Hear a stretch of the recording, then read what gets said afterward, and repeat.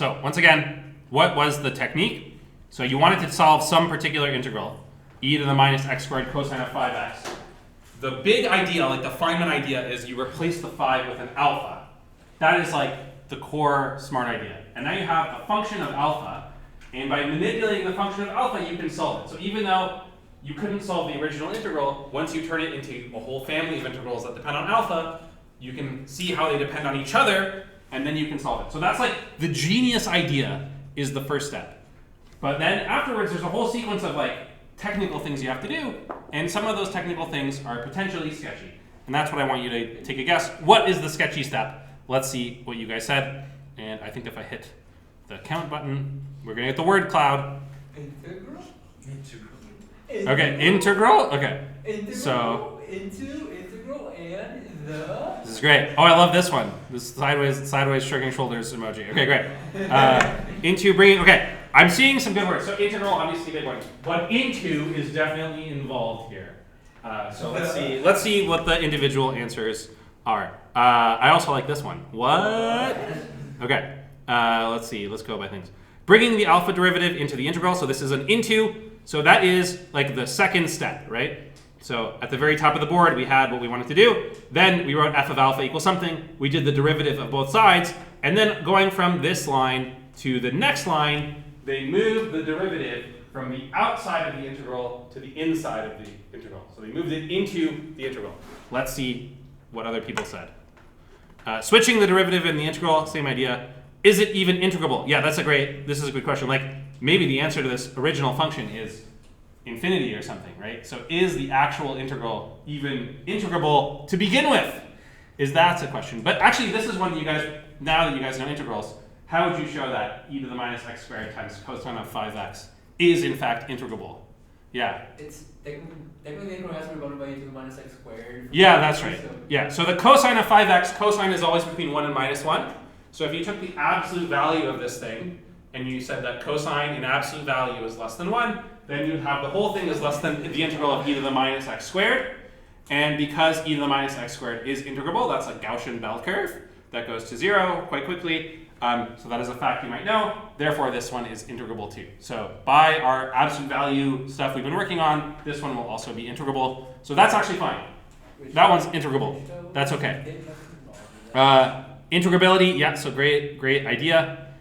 Derivative go into integral, what? Yeah, this is a common theme here people are saying. Switching the order, they showed up late, okay. Yes, okay, relatable error. Okay, so this is very good. It seems like most people are on this thing, and this is absolutely the right answer. The step that is sketchy is how do you take the derivative from the outside of the integral to the inside of the integral? That is absolutely the sketchy step. Everything else they did is very fine, no problem, but moving it in is a problem. So let's write this down. So question is dd alpha of something, e to the minus x squared cosine of alpha x dx, is it equal question mark to the integral e to the minus, I guess the di alpha inside here. And let's make this one blue, I guess, as well. Okay. E to the minus x squared cosine of alpha x dx. Okay. And more generally, you know, the actual function here we could replace in general with any old function. So you have some derivative, and you have some function of two variables. You have I of alpha x, so something that depends on alpha and x, and you integrate that with respect to x, and then you want to know, is it equal to the integral from on some interval of this partial thing? Okay. Yes. Okay, question. Okay. That's the question. And the thing is, sometimes it is true, sometimes it is not true. Sometimes you are allowed to bring the derivative under the integral, and sometimes you're not allowed to bring the derivative under the integral. It turns out, of course, the final answer is correct. Everything they did was actually fine. So in this case, it is allowed. But in general, it's not always true. And if you asked him, he would have to explain to you why it's okay in this case to be a proper valid proof. Okay. What does this have to do with the course? This is something that we've been caring about deeply in the course. Does someone want to think of what this has to do with what we've been studying in the course so far? Yeah. I guess it's semi-related, but we're gonna be flip-flopping between sums of integrals and integrals of sums. Right. Well, okay. There's no sums here. No, but I imagine it's like sort of related, maybe. I don't think sums is right. So it has to do with integrals and how integrals play with other things, right? Which is what we've been doing, and we have been using sums a lot. But I think even more fundamental than a sum is another idea. Yeah. Step functions? No, not step functions. Yeah. Convergence? Convergence. Okay, yeah. So what do you mean by convergence?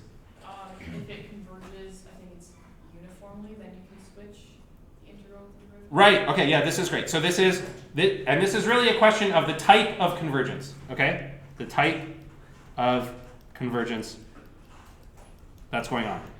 Right.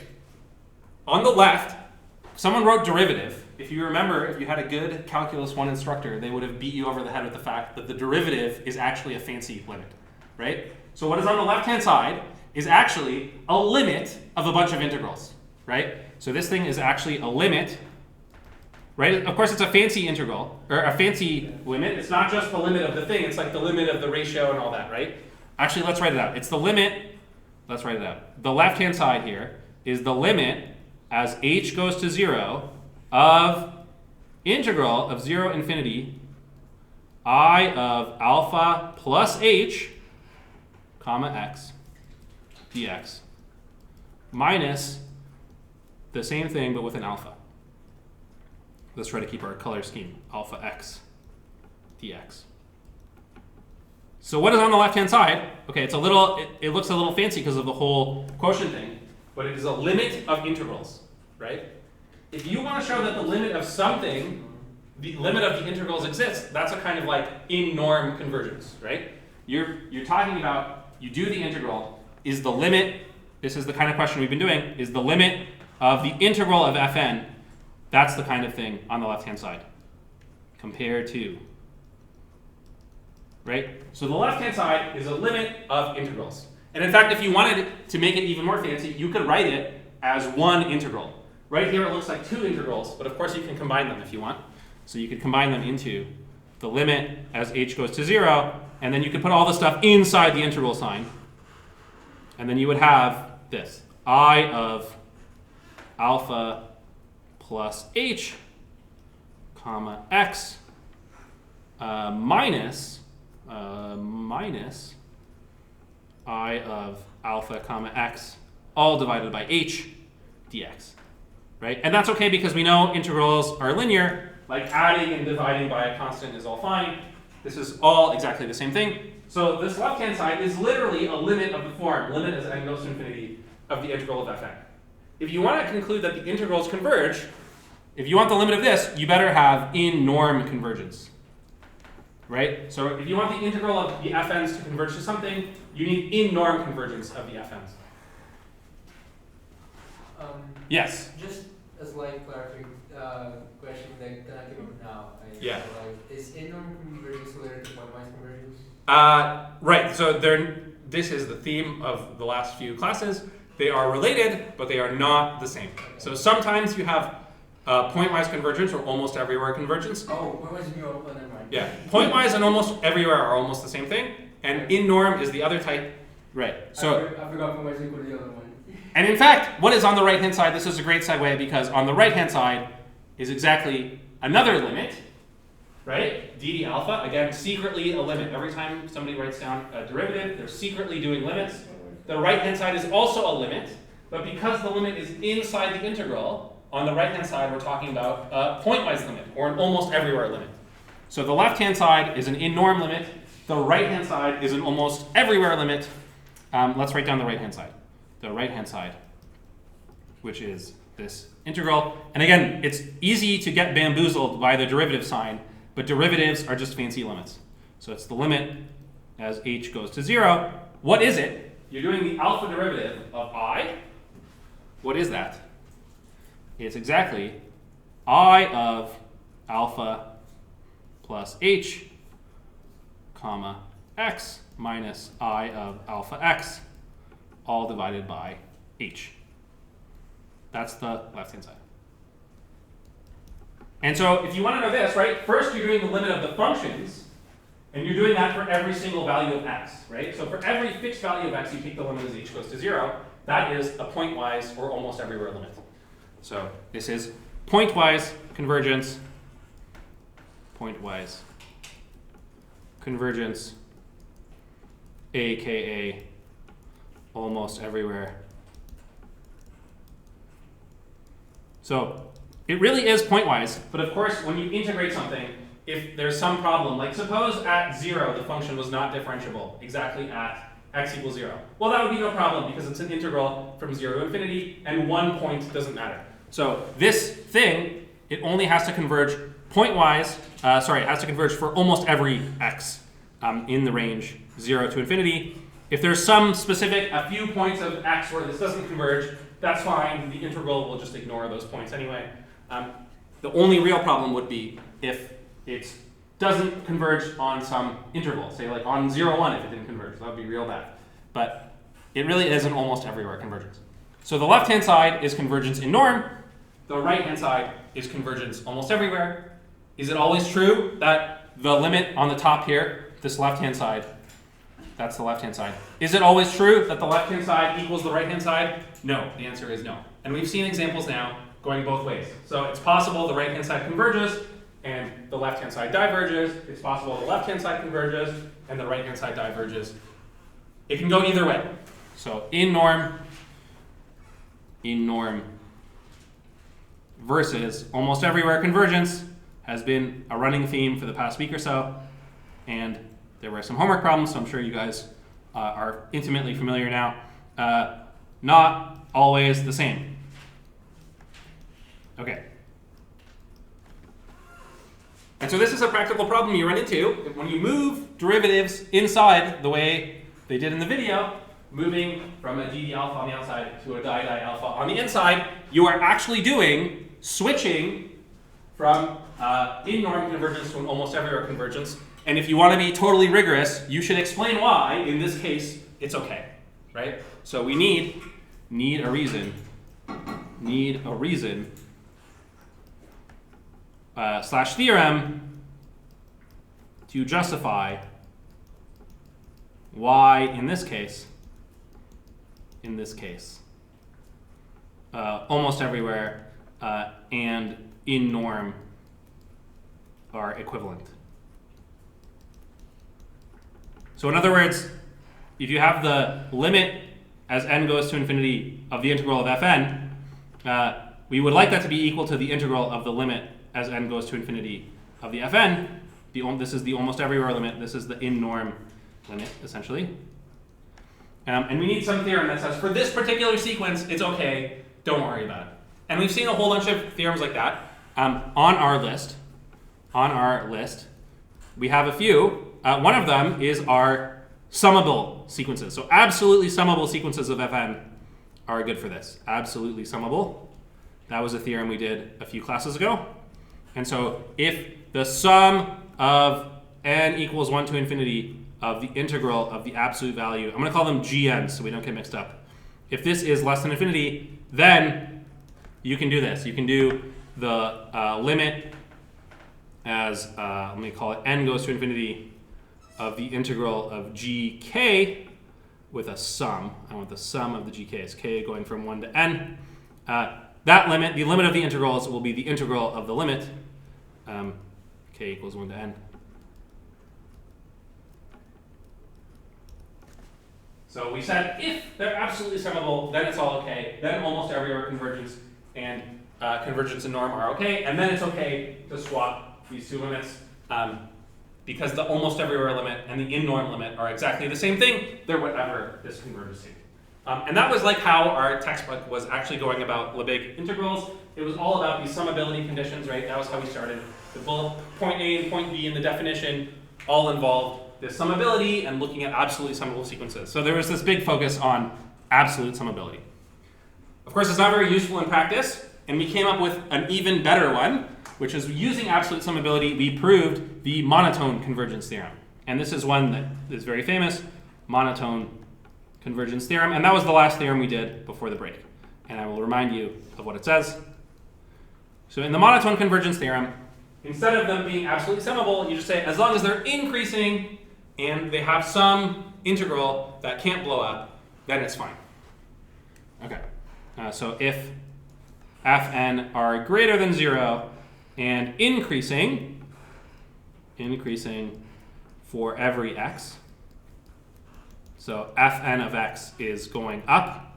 I write it sometimes like this, but I guess the technically proper thing is fn of x is less than or equal to fn plus 1 of x. Okay, and again, it's not really increasing, it's weakly increasing, like it could be equal, that would be fine.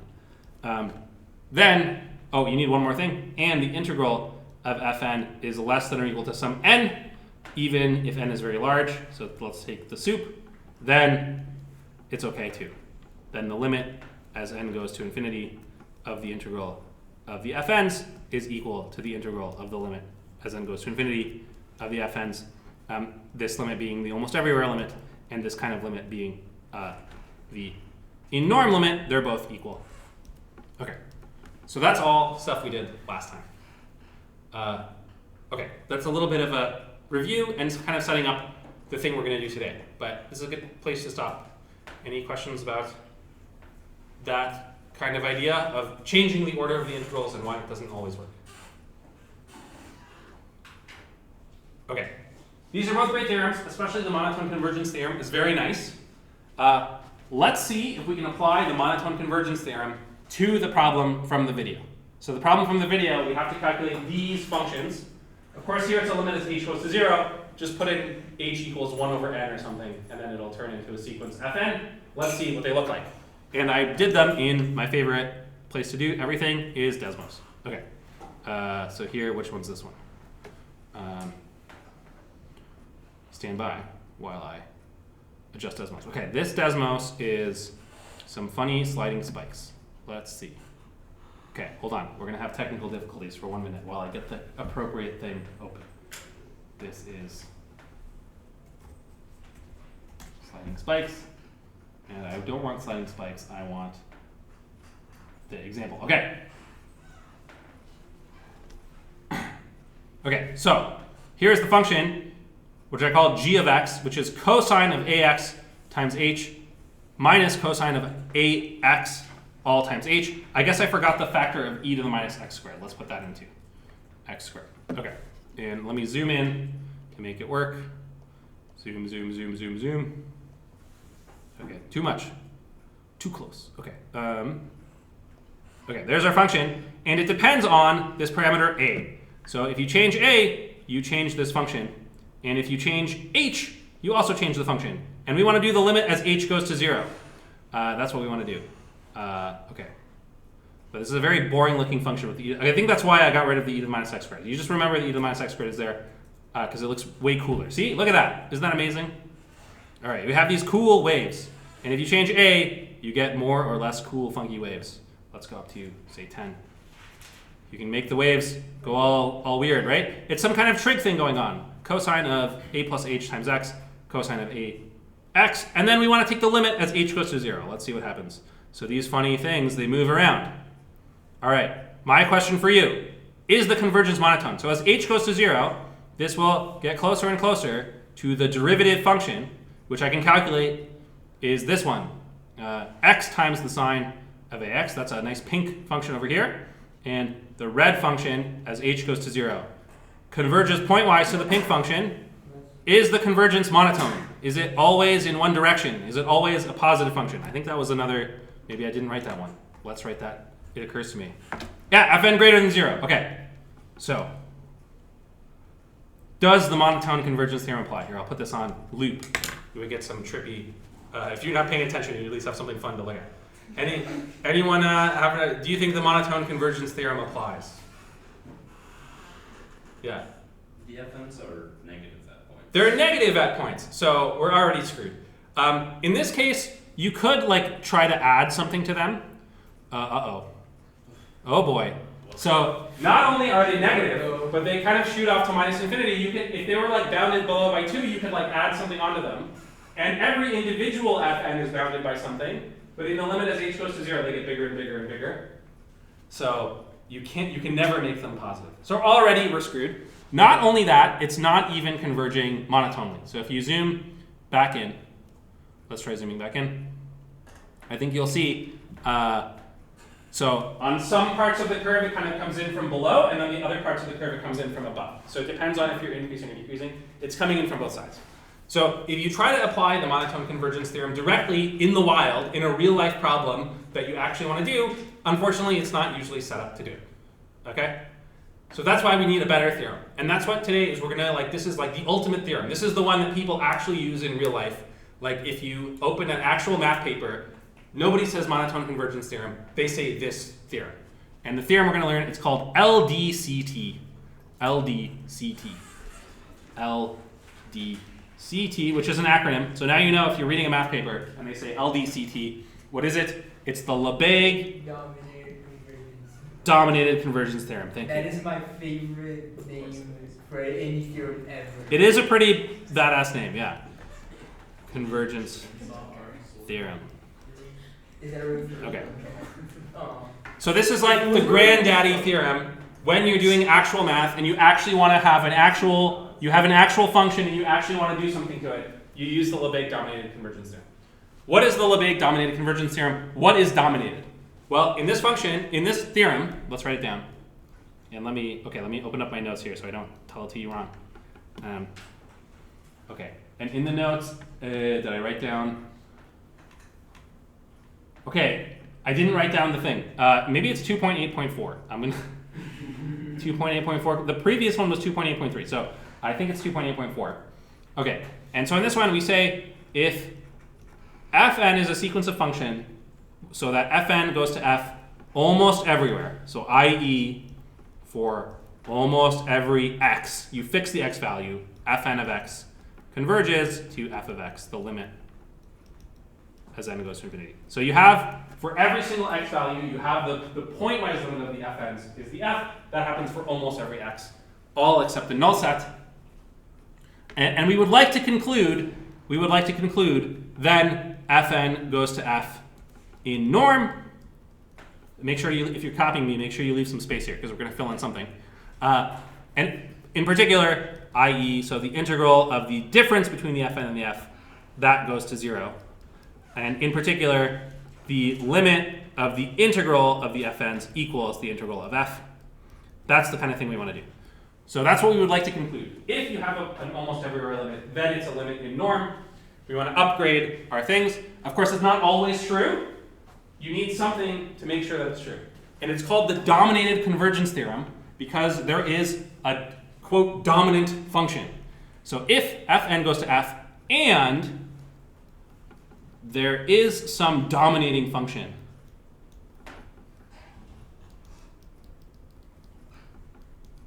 what is the dominating function called? In the textbook, it is called h.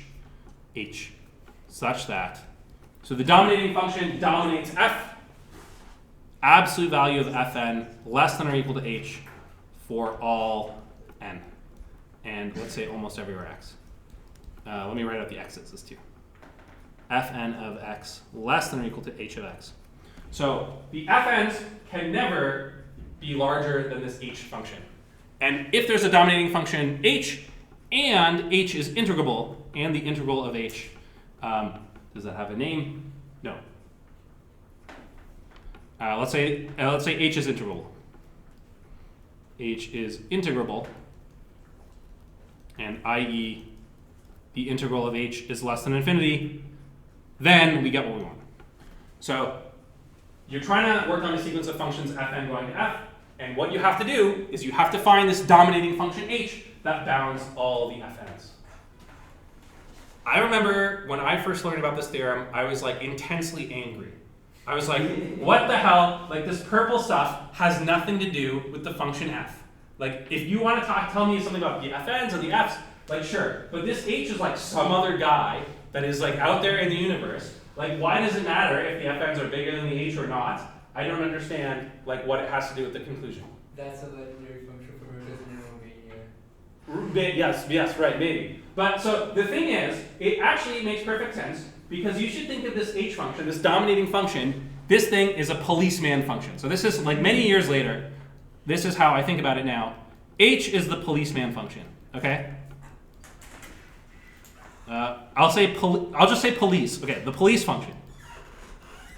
So the functions fn, the only thing that can go wrong, if they converge almost everywhere, but they don't converge in norm, then the functions fn's are doing something sneaky and bad, right? The functions fn, they're very sneaky functions, and like they converge almost everywhere, but not in norm. And the police function, if this can happen, that means the police always control the function and make sure the function doesn't do anything bad. So that's why it actually makes perfect sense. So we're saying if the fn's are converging one way, and the police are there to make sure they don't do anything sneaky, then we get what we want, right? Like that's really what it is. And I'll tell you exactly, we have two examples in class where we've seen functions do something sneaky, and I want to show you those two examples again so you can understand how the police function can catch those functions. So I'm going to give you two examples that you've seen before. Two examples. These are both great examples for midterm type questions too. Two examples of sneaky functions where fn goes to f almost everywhere, but fn does not go to f in norm, right? And we've seen a bunch of examples like this. Of course, they're always involving some kind of sliding box or spike, right? So example one we saw very early on and is like a tall spike, tall, narrow spike. And this is something like fn of x is equal to let's say n squared between x and 1 over n and 0 otherwise.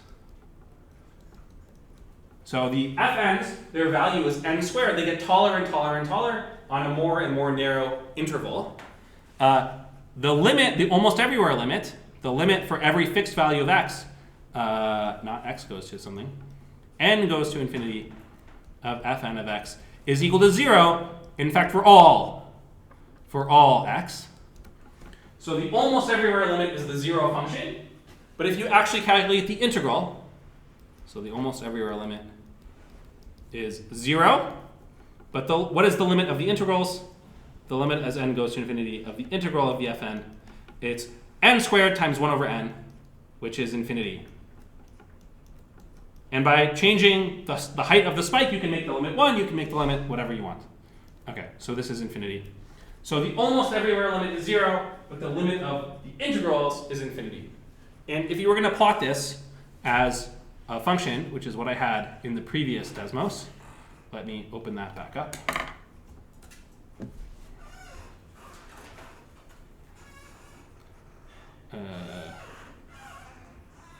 I would like to load something, please. What do I have to do? Type and then. Okay, one moment, please. I think it's happening. Yes. Okay. When the resolution on the screen is too small, and Desmos is like, I'm not even going to attempt to show you the options for different things you can open because your screen is too small. Okay. Here we go. So this is sliding spikes. Here is the first f. Let's turn this one off. Okay. So let's find my function. It's on 0, 1. The function. Okay. So here's my functions. So as you make n bigger, you get these very tall spikes. And what's happening as you go to infinity, you can kind of see this thing is getting more and more narrow and taller and taller.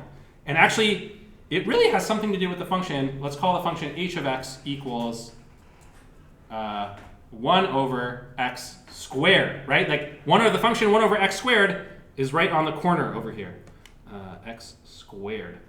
So as I change this thing, you are always there. In fact, let me make this one a continuous guy so you can really get a feel for this. So you're always kind of bouncing around. I guess let me make this end at 7 or something. So you're always kind of bouncing around. The spike function always lives inside this thing, right? And as you take the limit, kind of you have this mass shooting off to infinity. And so you could try to think of this h function could try to be your policeman function, to police the thing, right? But you'll notice it's the function 1 over x squared. And the function 1 over x squared is not integrable. In fact, the integral under 1 over x squared is somehow infinity, right? And it's going to infinity too quickly. There's no way to capture this mass, and that's kind of intuitively why you can think of the original Fn that I wrote. It's not converging because mass is escaping up to infinity in the same way that like this 1 over x squared function is not integrable.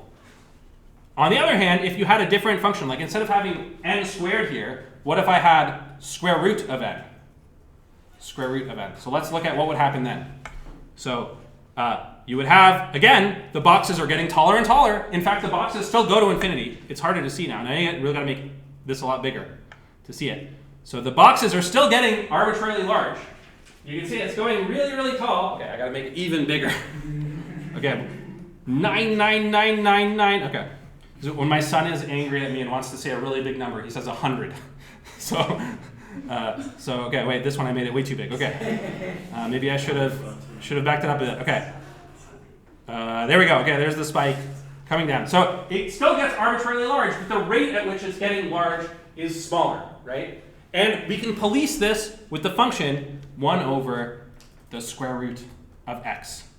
And now, if I put this on, so this was the policeman function, and now because the policeman function is integrable, you sort of can't have any mass escape off to infinity. The stuff you're going to miss is going to be small. And the h function is like good enough to control it.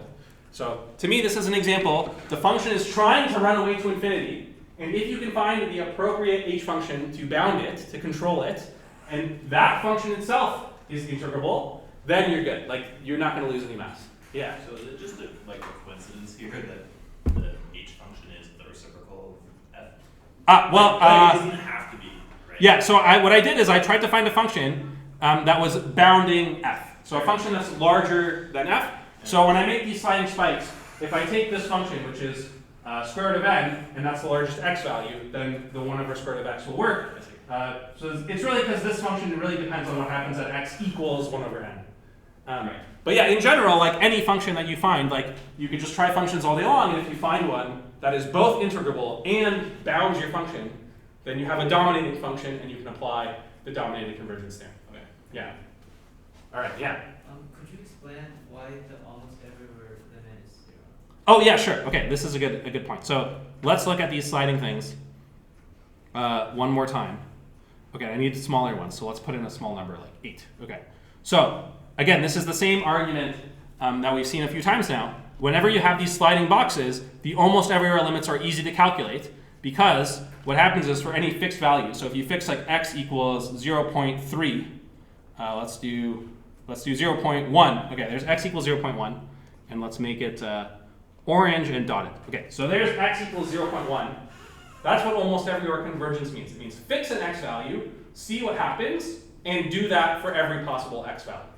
So if you fix x equals 0.1, let's watch what happens. So for a while, for small n values, it's like a weird function, right? Sometimes it's 1, sometimes it's 2, but eventually the spike ends up being to the right. Okay, and I need to make this at least 10 now. Okay, so for n large enough, the spike just will cross whatever x value you picked. And in fact, so whatever x value you pick, if n is larger than 1 over x, then this interval 0 to 1 over n is completely to the left of x. And once that happens, for n large enough so that 1 over n is less than x, then it's all zeros all the time forever. So now it's all zeros, so no matter how much larger I make n, it's going to get taller and taller, but for that particular x value, it's 0. And this argument applies for every single x. So in fact, not only is the limit 0, I could even say, in fact, fn of x is literally equal to 0 for n larger than 1 over x. And so as a sequence, the sequence fn of x, it does something for a while, and then it's all zeros after that. And when you have all zeros at the end of your sequence, the limit is going to be 0. Yeah, this is a great example to understand. Any other questions about this one? Okay, so that's one example of a tall, narrow spike. As written with an n squared, it escapes off to infinity. But if it was fn of x equals square root of n, then it would be policed, or it would be policeable, 0 less than x less than 1 over n, 0 otherwise. This one is policeable, policed by the dominating function h of x equals 1 over square root of x. And this policeman function means this guy won't have this problem. This one will converge to 0 almost everywhere, just like before, but also, because we can bound it by this dominating function, will converge to 0 in norm. So this Fn goes to 0 almost everywhere, and Fn goes to 0 in norm. Okay, great. That's one example. I'm about to do a second example, but let me stop one more time if there's a question about example 1. Okay, let's do example 2. Again, it's an example you've seen before. It's not a tall, narrow spike. It is a constant size spike or box. Spike, I'll put spike in quotes. That goes to infinity. Okay, so here's the function fn of x. Let's make it the function, which is 1 from n to n plus 1, and 0 otherwise. So this is one we've seen before as well. It's like a dopey box of size 1, and it slides off to infinity. So let's see what that looks like again in Desmos. And I think I have it here. Okay, here I called it g, but it's the same function. And I got to zoom out to find it. Okay, there's g. So let's see if I can make it a little more clear. Okay, so it's a box of size 1. This is width 1, height 1. And the box is sliding away to infinity. So as you change n, this box slides away. And the box is escaping off to infinity, going slowly that way. Once again, okay, I want it to only go forwards. Once again, this function, these functions, they go to 0 almost everywhere, right? And again, what is the reason? No matter what x value you pick, let's pick x equals, let's say 9. You're at some x value, 0 for a while. Then, at some point, the box hits you. Okay, now you're 1. The point is 1. Yeah, I saw some people do a double take when they got hit by the box. But then, at some point, the box passes you. And once the box passes you, it will never hit you again. You get hit exactly once by the box. Then the box passes you, and you are 0 forevermore after that. The almost everywhere limit of these things for every individual x value is 0. So nice limit over there. The almost everywhere limit is the limit as n goes to infinity of fn of x equals 0. And this happens for all x, and therefore fn goes to 0 almost everywhere. In fact, in this case, it is literally everywhere, but that's a type of almost everywhere. Fn is going to 0 almost everywhere. On the other hand, if we look at the integral of the fn's, the integral of fn is equal to 1. And so if you take the limit as n goes to infinity, you get the limit of 1, 1, 1, 1, 1, 1, 1, which is 1. So that's not the same as the integral of the limits. So Fn does not converge in norm. Not converge in norm to 0. Okay, you can't write exclamation points after your zeros. Okay, period. Okay. So Fn is going to 0 almost everywhere, but is not going in norm, and that is because the integral is always 1. If it converges to 0 in norm, the integral would converge to 0. Let's once again see what's going wrong, right? These functions, Fn, they're doing something sneaky. They're bad functions. They're misbehaving, and they're kind of leaving, they're taking some mass with them off to infinity.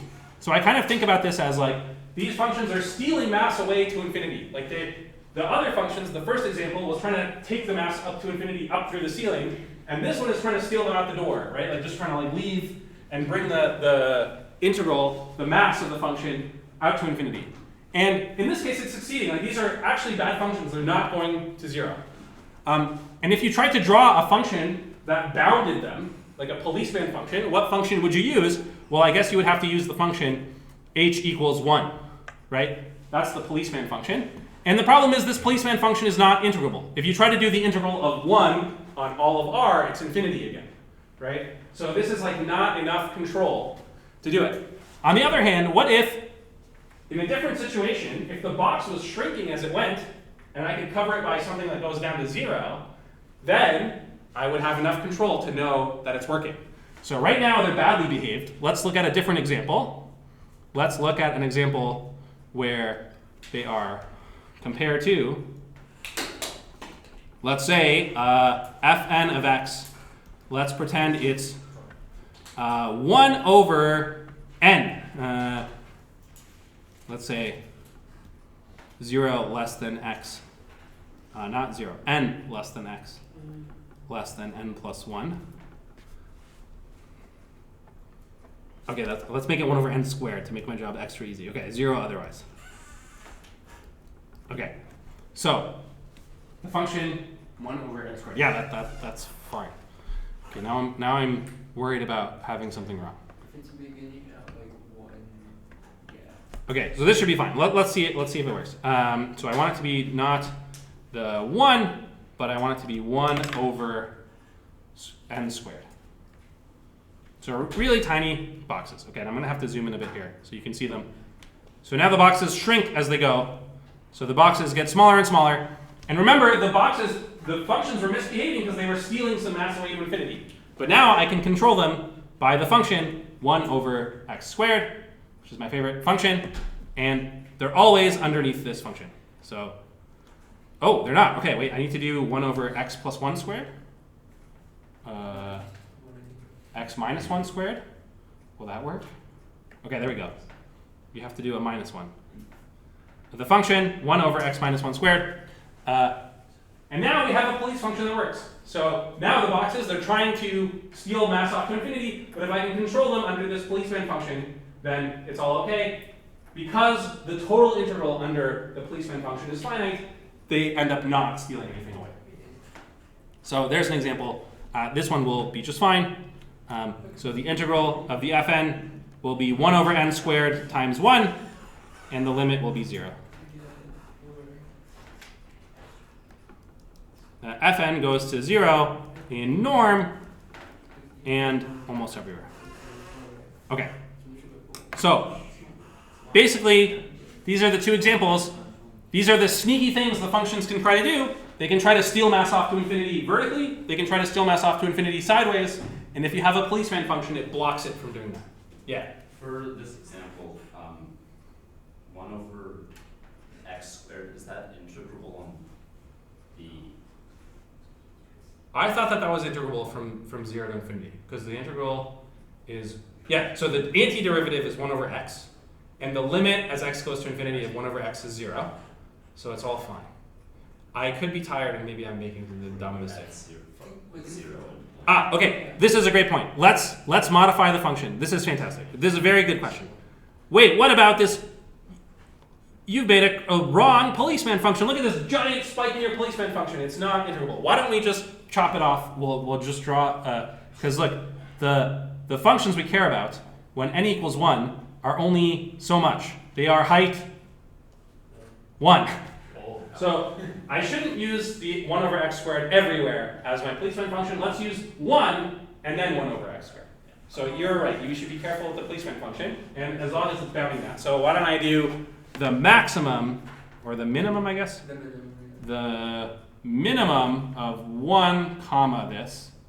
And there you go. I fixed the policeman function. That's a very good point. Thank you very much. That's very kind. Okay. Yeah. If you had used 1 over n instead, Yeah. that would still work because you would have had like 1 over Yeah. x as your Yeah. base function, Just- and then that would that doesn't go to 0, right? Right. Okay. So this is absolutely true, and this is like when you're doing the Lebesgue Dominated Convergence theorem, you are trying to convince the reader of your work. Anytime you do mathematics and you're writing a proof, you are trying to convince the person reading it of something, right? And like in particular, like this black pen, blue pen guy, or whatever his colors are, he's trying to do something and convince you that the final answer is whatever. And along the way, he did a step where he's like, oh, like you just do this, and he like should have explained why. If you explain why and you put a policeman function that doesn't technically work, then maybe the person doesn't believe you, right? So like the thing I had before, I mean, it is true that it's okay because there is a policeman function. So it's like a true fact about the universe that the red boxes as written do converge to 0 in norm. But as I did it before, my proof was like incomplete, and somebody could look at it and go, "You idiot, you did it all wrong." Right? So if we're trying to convince the reader, then we got to get it right. Although, see, in this case, it's a pretty minor error, so the reader, who is presumably an intelligent person, would go, "Yeah, you screwed that up, but like where it matters, you got it right." I don't know. I don't remember your original question. Okay. I was wondering about if you had 1 over x instead. Yes. If you had 1 over x, then it doesn't work. Okay. Then you need a more clever one. Yeah. So this is and that's why I changed it at this point. Yeah. So let me think. I think it's still true they go to 0. I think you need a more clever policeman function. So yeah, if you do 1 over n to the power 1. So let's see. Let's turn off this policeman function. These boxes are still. Yeah. This is definitely going to 0 in norm because it goes to 0 almost everywhere, and the integral is going to 0. So it's true that they're converging in norm. The policeman function that I wrote with 1 over x is not a valid policeman function. So you got to come up with a slightly more clever policeman function. Let's see. Is there a more clever policeman function you could do? I'm not sure. Yeah. So if you think about it, if you pick the ends, because I'm assuming you did this for A, if you pick the ends to be the natural numbers, Mm-hmm. I don't know, I don't think that's. Well, you need one policeman function that works for everybody. Yeah, because I was thinking if maybe you could get the harmonic system to show up, which doesn't actually converge. Yeah. Okay, this is exercise. Try to think of a policeman function that works. I think it's possible there isn't a good policeman function for this one. So remember, the theorem is if you have a policeman function, then it's all good. The reverse, if it's all good, then there exists a policeman function is a non-theorem. That's not true. So yeah, this is a good point. Okay, I don't actually know what's going to happen. Maybe there is a policeman function that works, and I just can't think of it off the top of my head. So yeah, exercise. Great question. What was the function? It was n. Yeah, so if you, let me write the exercise down. Okay. Okay, exercise. Exercise. Can you find It's n plus 1. a policeman Oh yeah, no, it's not. No, it's not. It's impossible. Yeah. for fn of x No, because is 1 over n? N is n plus 1. The difference between them is 1. So so if you only look at the integers, Okay. the areas are always 1 over n, and so the integral. Oh no, wait, yeah. Okay, yeah, so you should do this one a different way. This is a great point. The policeman functions don't always. Okay, we're gonna move on. The next thing we're gonna do is we're gonna prove the Lebesgue Dominated Convergence theorem. So instead of just throwing the proof at you, I wanted to spend enough time. This is like the real one you will actually use if you're using it for something. Yeah. Does that n goes to 0? Sorry, what? For the limit on the top. Fn goes to 0 in norm and almost everywhere? On the left, the limit of n goes to 0. Oh, limit n goes to infinity. Yes, thank you very much. Yes, of course. Yeah, okay. Great. Okay, so let's prove the dominated convergence theorem. And the proof comes from the book, and the proof uses the monotone convergence theorem. So everything we did before, we're being super specific car mechanics, building a car. Once you have the Lebesgue Dominated Convergence theorem, you just drive the car. You don't worry about how all the things work. If you were in my calculus class, you also got that analogy. So here's the proof of the Lebesgue Dominated Convergence theorem. Proof of Lebesgue Dominated Convergence theorem. And actually, there's two cases. Case one is when f of x equals 0. So we're going to first prove it when f is the 0 function, so the fn's are converging to 0 almost everywhere. And then we're going to use case 1 to prove case 2, which is f is some arbitrary function. But we're going to look first at this special case when x is 0 and prove this special case first. And the trick is to set up the right sequence of functions so that you can apply the monotone convergence theorem. So here are the functions. Here's the definition. G of nm. What is it? It's the maximum of a bunch of other functions. And the functions are fm, fm plus 1, fm plus n. And so here, I'm not writing the x's. I really should write maybe an x here and an x inside each individual one. So if you want to know the value of g at some point, you plug in all these different f's, starting at fm and going up n terms, and take whichever one has the largest absolute value. That is the definition of g. So g is obviously greater than 0. G of nm of x is greater than 0. Actually, it's even greater than fm of x, and it's greater than 0. We're going to use that later. And not only that, if you take the maximum of more and more things, then the function can only go up. GNM is weakly increasing in n. So as n increases, you take the maximum of more and more things. When you take the maximum of more and more things, the numbers get bigger and bigger, right? They can never get smaller, because if you add something on that's really small, you're taking the maximum anyway, you won't even see it. So GNN is weakly increasing, it's positive, and therefore, by the dominated convergence theorem, not the dominated, by the monotone convergence theorem, it has some limit by the dominated. Okay, and actually I did not check one thing, which I'll come back to. There's one more fact about the G's we need. But by the monotone convergence theorem,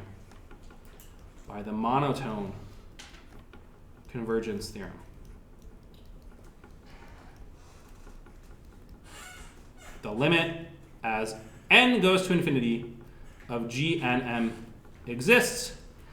That's some limit, and it converges to that limit both almost everywhere and in norm. We're going to call this limit g sub m. So g sub m is defined to be the limit of this thing. We know it exists by the monotone convergence, and the limit is almost everywhere and in norm. Okay, so that's the monotone convergence theorem. If you have functions going up and they're positive, then they converge to something. There is one hypothesis of the monotone convergence theorem I forgot to say. What is the thing you need in the monotone convergence theorem? The monotone convergence theorem says if the functions are going up, up, up, then they converge to something. Yeah, that's right. They can't go up to infinity, so there has to be some kind of something to cap them off. So we need that the sup of n of g and m is less, if the integral of g and m is less than something. What do we have? In the dominated convergence theorem, we don't have a number that it's less than. We have a function that it's less than. And we know that every single f is less than the policeman function h. And because every single f is less than the policeman function h, g is also less than the policeman function h too. So that the sup of the integral is less than the integral of h, which is less than infinity. And you could say because the g and m is less than absolute value of fn is less than h in integral.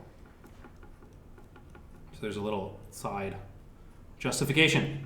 So the policeman function is making sure that we can apply the monotone convergence theorem. They're going up, up, up, up, up, but their integral can never exceed the integral of the policeman function h, and so we can apply the monotone convergence theorem. Okay, that's the GMs. And GM, you can really rightly think of it. GM, I'm going to use the notation of it's the maximum of over all things starting at fm and just going up to infinity. Fm plus 1, dot, dot, dot, dot, dot. Of course, doing this kind of maximum with dot, dot, dot doesn't actually have a definition. Like the actual definition is the limit, but you really should think of it as the maximum of the infinite sequence, fm plus 1, all the way going up. All right. Questions so far about the G? The G is like the main character. The G is going to be how everything works. Okay, so that's G. Now you'll notice what happens as you increase M. So G1 is the maximum over all the F's. G2 is starting at F2. G3 is starting at F3, and so on. So as you increase the M, you are doing the maximum over less and less and less things. So what's true about the GMs? Don't mix up the GMs and the GNMs. But what's true about the GMs is they are decreasing. The GMs are decreasing. So the GMs are decreasing. They're decreasing. All right. I want to apply the monotone convergence theorem again. Okay. So the GMs are decreasing. The GMs are positive though. So for the decreasing version of the monotone convergence theorem, you would need them to be all less than 0, right? However, we have a little savior. The GMs are decreasing, and say, but not less than or equal to 0, which is what we would want to apply. MCT is monotone convergence theorem. Is MCT like a marijuana acronym? I hope not. Okay, MCT, I think monotone convergence theorem. So we want to apply the monotone convergence theorem. The GMs are decreasing, or weakly decreasing like we want, but they're not less than 0. But you know what is less than 0? H. GN minus H. GM minus H is less than or equal to 0 and decreasing.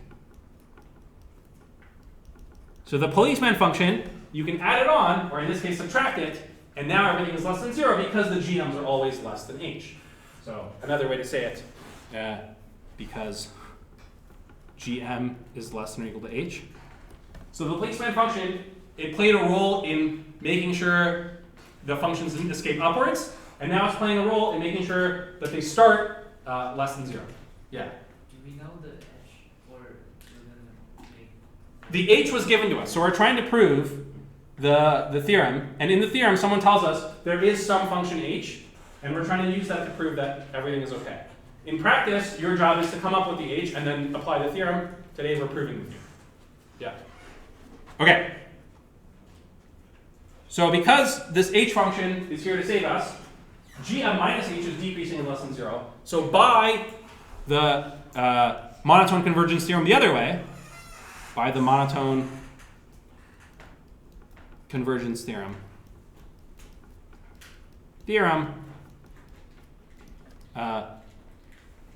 GM converges to some limit, m goes to infinity. M this time goes to infinity of GM exists. Okay, so technically you can prove that the limit of GM minus H exists, but whatever the limit of GM minus H is, add H to it, that will be the limit of the GM. So I'm kind of like skipping one little step. The textbook puts this in a little lemma, but I hope you agree that if the limit of GM minus H exists, the limit of GM also exists almost everywhere and in norm. Okay, so that's no problem. We're going to call that thing something. What do we call it? We call it G, I think. I'm copying the textbook notation. G. Let's call this G. G is this limit. Okay. G is the limit of the GMs, and I claim G equals 0 almost everywhere. Okay, why is that true? Why is G 0 almost everywhere? The proof is, remember, since the FNs go to 0 almost everywhere, and GM is less than or equal to FM,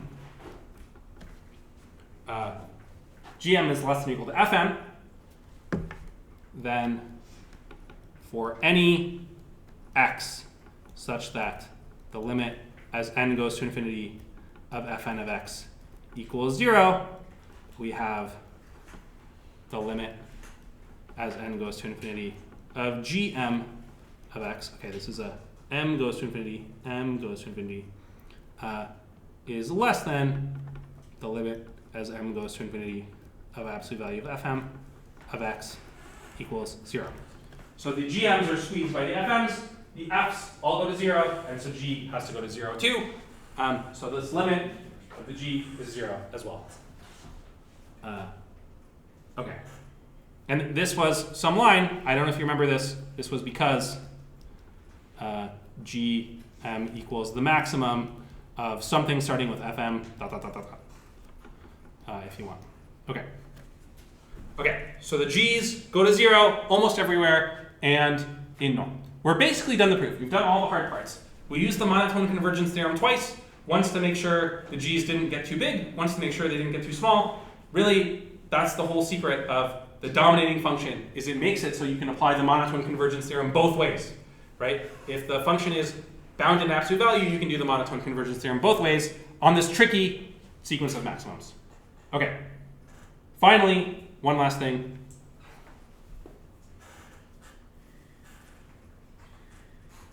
Okay, hold on. I think I said something wrong here. GM is not less than FM. It's bigger than the FM. Why did I Yeah, this is backwards. Okay. Backwards? Okay. Let's do it this way. Okay, yes, I've made a big mistake. Yes. All right, let me retract this proof and give you the real proof. Okay. Okay, it starts the same way, which is why I got confused. Very sorry for people taking notes. Okay, since fn goes to 0 almost everywhere, let x be such that, so same idea as before, let x be such that the limit as n goes to infinity of fn of x equals 0, right? So for almost everywhere x, this limit works. For any epsilon greater than 0, let n be so large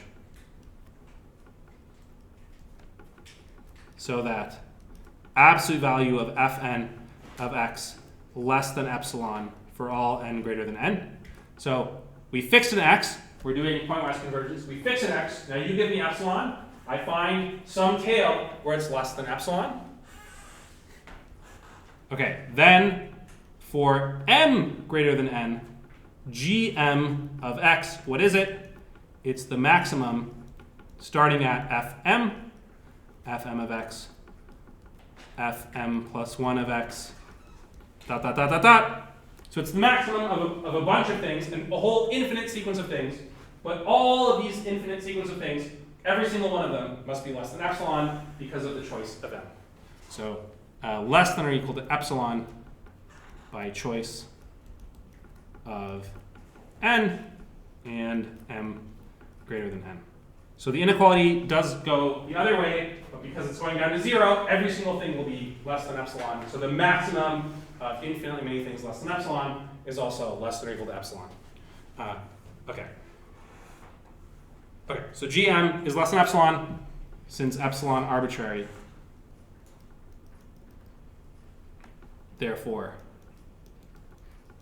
the limit as m goes to infinity of gm of x equals 0. Okay. Oh, and it's always positive, so I don't need to worry about the other side. Okay, there's the actual proof that g is 0.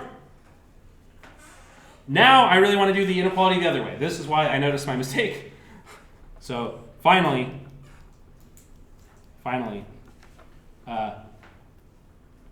gm equals the maximum starting at fm, dot, dot, dot, dot, dot, and therefore gm is less than or equal to fm, greater than or equal to fm. Okay, great, I keep getting it wrong. Greater than fm.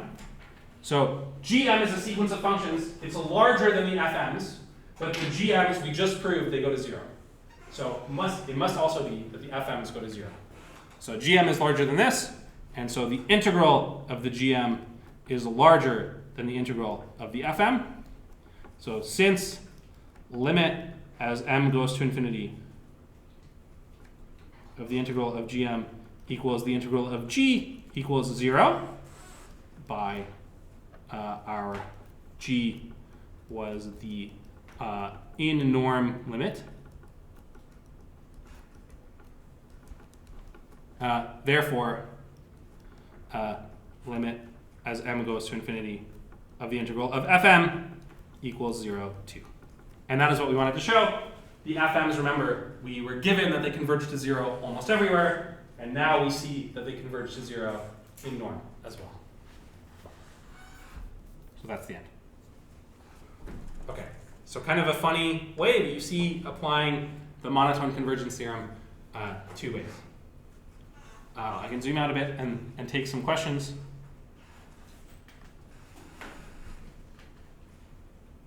Yeah, I should zoom back in. Yes, okay, I can also zoom back in, yeah. Yeah. Thank you. Okay. So the GMs are larger than the FMs. They go down to 0. So these things have to be 0. Okay. Questions or comments about this? Okay, so what's going to happen? Next class, we're going to prove case 2, which is f is any function. We did case 1, where f is the function 0. But the rest of next class will be a review class, because there is a midterm next week. So on CourseLink, there is some information now, if I can find it.